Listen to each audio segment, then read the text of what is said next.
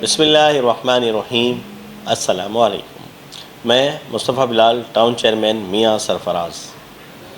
آپ سب کو جشن آزادی کا پورا مہینہ بہت بہت مبارک۔ آپ جانتے ہیں جس طریقے سے 14 اگست 1947 کو قربانیاں دے کر، لاکھوں جانوں کی قربانیاں دے کر یہ ملک پاکستان کو ہم نے حاصل کیا،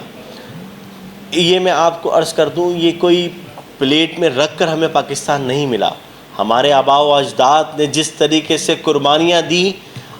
اپنے بچوں کی، بزرگوں کی، نوجوانوں کی، عورتوں کی، باقاعدہ گلے کاٹے گئے، باقاعدہ جسم کے دو دھڑ کر دیے گئے، جس طریقے سے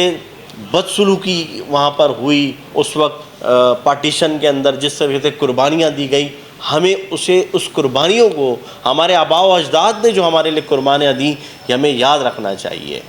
اور آنے والے وقت کے لیے کچھ تیاریاں بھی ہم کریں۔ اس بار 14 اگست تک میں آپ سے عاجزانہ درخواست یہ کرنا چاہوں گا، 14 اگست تک بھی اور اس پورے آزادی کے مہینے کو آپ آنے والے جنریشن تک کس طریقے سے ایک اچھا ایٹماسفیئر دے سکتے ہیں، اس کے لیے ہمیں کیا کرنا چاہیے؟ اس کے لیے چاہیے کہ ہر بندہ اگر اپنے گھر کے باہر ایک شجر کاری مہم کر کے ایک درخت، ایک پودا اگر لگا دے، ہر گھر کے باہر اگر ایک پودا اگر ہم لگا دیں، تو آنے والی جو ہماری جنریشن ہے اس کے لیے ہم ایک اچھا انوائرمنٹ، ایک اچھا ایٹماسفیئر ہم انہیں مہیا کر کے جا سکتے ہیں۔ آپ جانتے ہیں جس طریقے سے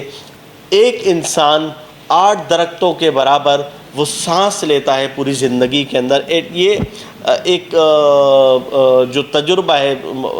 یونیورسٹی کا، وہ آپ کے ساتھ میں شیئر کر رہا ہوں۔ تو اس طریقے سے اگر ہر بندہ اپنے گھر کے باہر ایک پودا لگا دے، اور آنے والے جو ہمارا وقت ہے، جو ایٹماسفیئر ہے، جو کلائمیٹ چینج جس طریقے سے ہو رہا ہے، آپ جانتے ہیں کہ کبھی بھی اس طریقے سے گرمیاں نہیں پڑی